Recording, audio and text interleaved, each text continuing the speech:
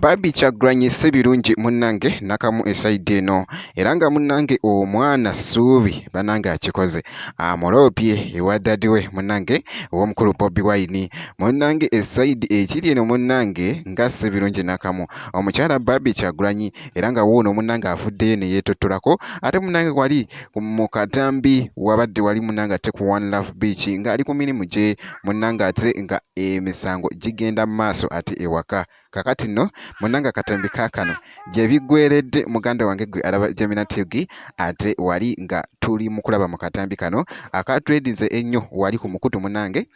ogwa TikTok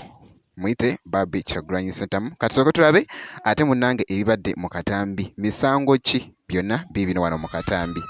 Nakedde kujja kukola kano kaddiko nga bwe mukalaba naye ngenza okuva eka ng'omwana alina kye yabadde ansabye mukolere ne mugamba ngumikirizeemu male okuva ku mulimu nja kujja nkikole munnange mbadde wano nga neetala nga lwaki muganda w'omwana oyo tansindikira vidiyo nga ndaga nti nze kye nagambye nja kujja nkole nga nzizeeyo eka lwaki tandaga vidiyo nga taata yali mu kukinkolera. Ssuubi yayoza jiini ye empale ya jiini n'agyanika ku waya n'agyanika wano ku paati waya we bagigattira